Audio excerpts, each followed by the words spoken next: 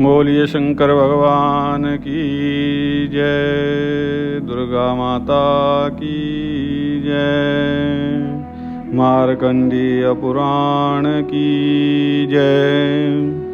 नारायणं नमस्कृत्य नरं चैव नरोत्तमं देवीं सरस्वतीं व्यासं ततो जयमुदीरये।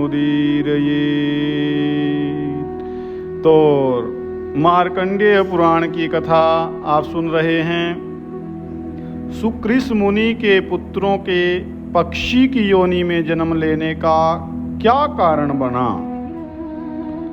आपने देखा कि सुकृस मुनि जो हैं उनके 4 पुत्र हैं, बड़े ही आज्ञाकारी हैं, पिता की सेवा करते हैं। लेकिन एक बार इंद्र जो है एक पक्षी का रूप बना करके और सुकृस मुनि के पास आया। आकर के उन्होंने भोजन की याचना की और सुकृस मुनि जी ने उसे वचन दे दिया कि मैं आपको जो उचित भोजन है, जो आप चाहते हैं, वो मैं दूंगा।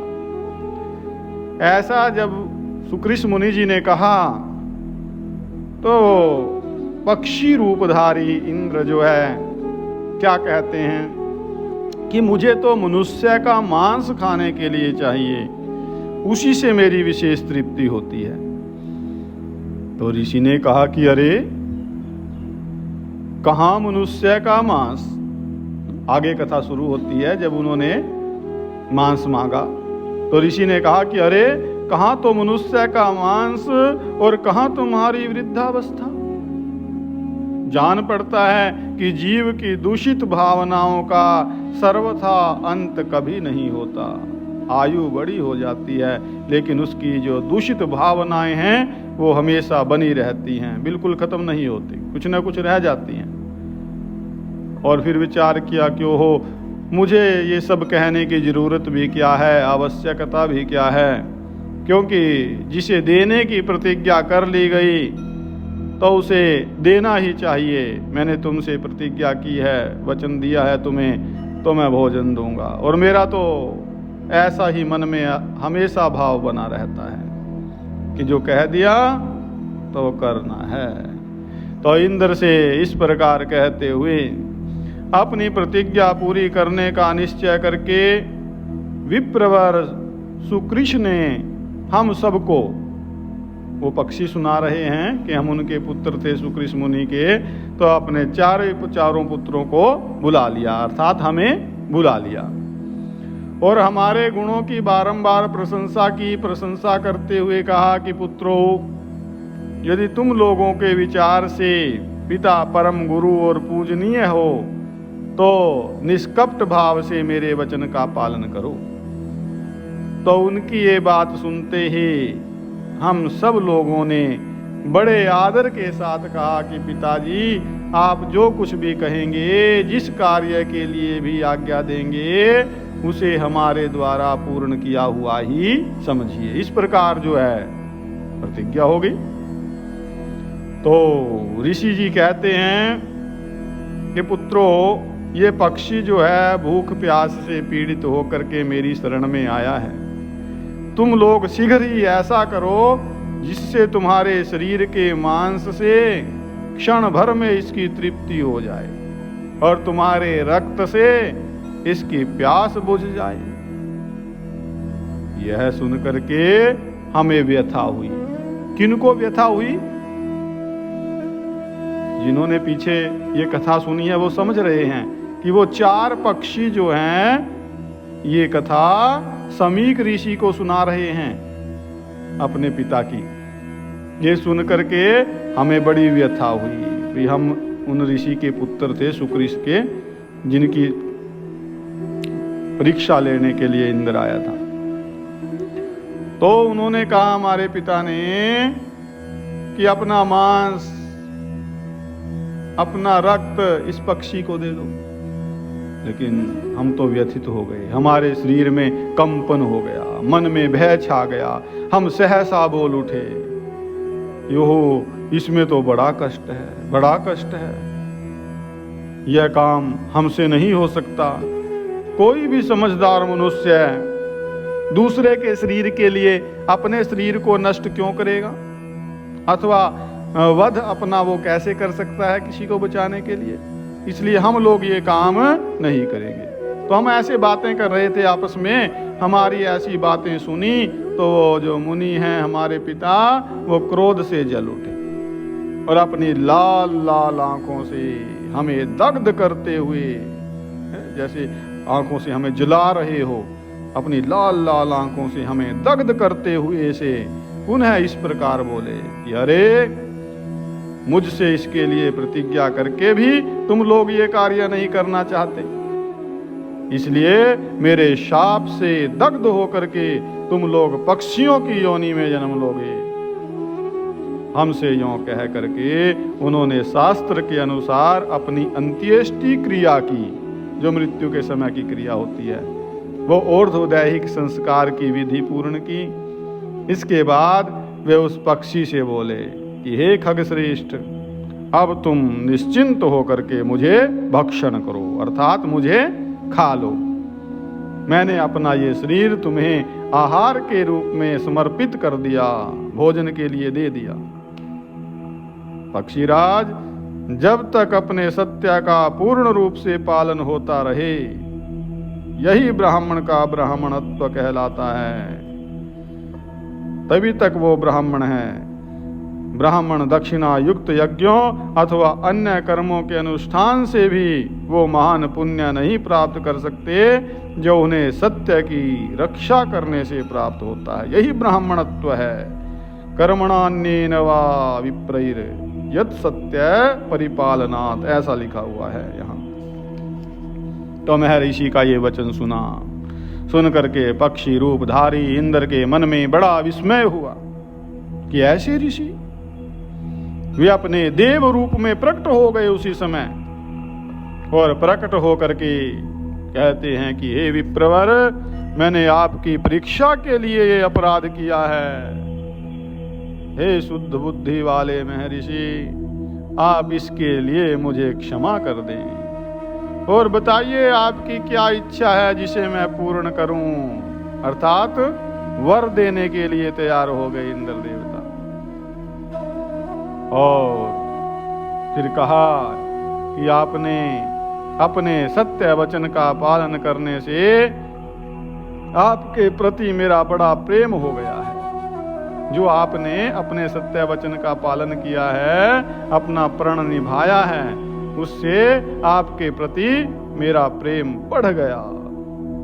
आज से आपके हृदय में जो इंद्र संबंधी ज्ञान है वो प्रकट हो जाएगा, और अब आपकी जो तपस्या है और जो आपका धर्म है, इसमें कभी कोई विघ्न उपस्थित नहीं होगा, कोई रुकावट नहीं आएगी। तो ऐसा कह करके जब इंद्र देवता जी चले गए, तब जो है हम लोगों ने क्रोध में भरे हुए महामुनि हमारे पिताजी के चरणों में मस्तक रख करके प्रणाम किया और इस प्रकार प्रार्थना की कि हे तात, हम तो मृत्यु से डर रहे थे।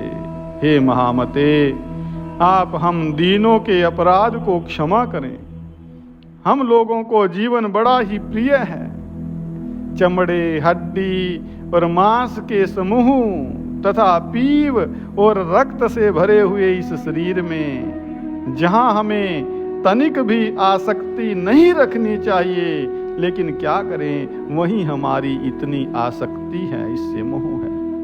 तो हे महाभाग, काम, क्रोध आदि दोष जीव के प्रबल शत्रु हैं। इनसे विवश होकर के यह लोक जिस प्रकार मोह के वशीभूत हो जाता है, वो हम जानते हैं। आप सुने, ये शरीर महाराज एक बहुत बड़ा नगर है, और प्रज्ञा जो है वही इसकी चार दीवारी है।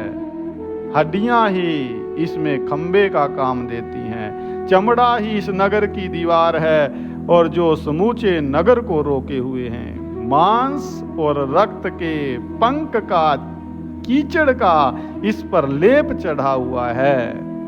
और इस नगर में 9 दरवाजे हैं। ये शरीर का दिव्य ज्ञान है।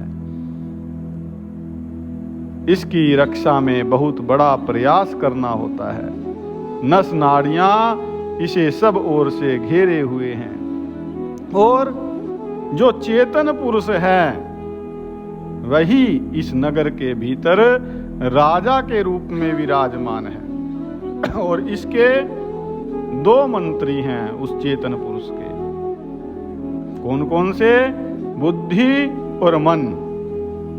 और ये दोनों परस्पर विरोधी हैं और आपस में वैर निकालने के लिए दोनों ही यत्न करते रहते हैं। और 4 शत्रु ऐसे हैं जो उस राजा का ही नाश करना चाहते हैं। वो शत्रु कौन से हैं? जो इस चेतन पुरुष को ही नष्ट करना चाहते हैं। उनके नाम बताया कि काम, क्रोध, लोभ तथा मोह। मोह।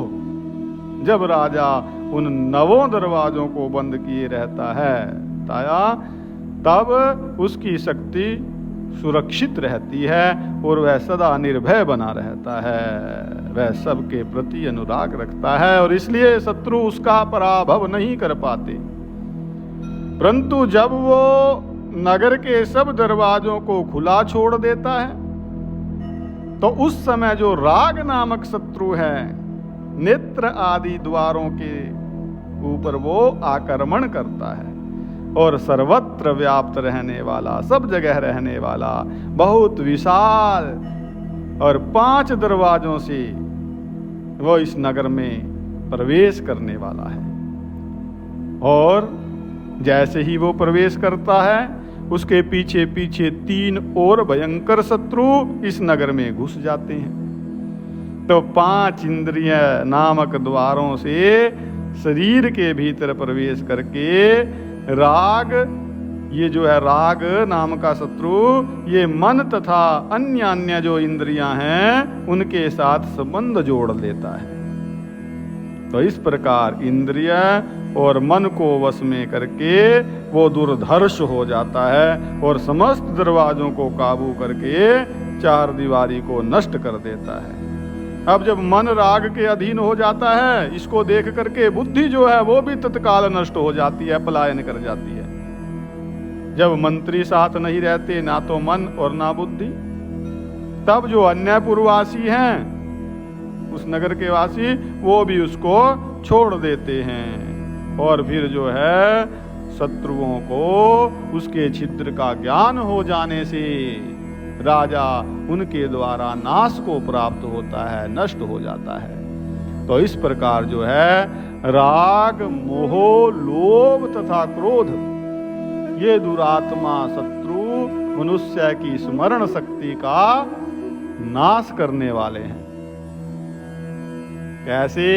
राग से काम होता है, काम से लोभ जन्म लेता है, लोभ से सम्मोह होता है, अविवेक होता है, अज्ञान होता है और इस सम्मोह से ही स्मरण शक्ति भ्रांत हो जाती है और स्मृति की भ्रांति हो जाती है। स्मृति की भ्रांति से बुद्धि का नाश हो जाता है और बुद्धि का नाश होने से मनुष्य जो है स्वयं भी नष्ट हो जाता है। बुद्धि नाशात् प्रणश्यति और कर्तव्य भ्रष्ट होता है। इस प्रकार जिनकी बुद्धि नष्ट हो चुकी है, जो राग और लोभ के पीछे चलने वाले हैं तथा जिन्हें जीवन का बहुत लोभ है, हे प्रभु ऐसे हम लोगों पर आप प्रसन्न होइए।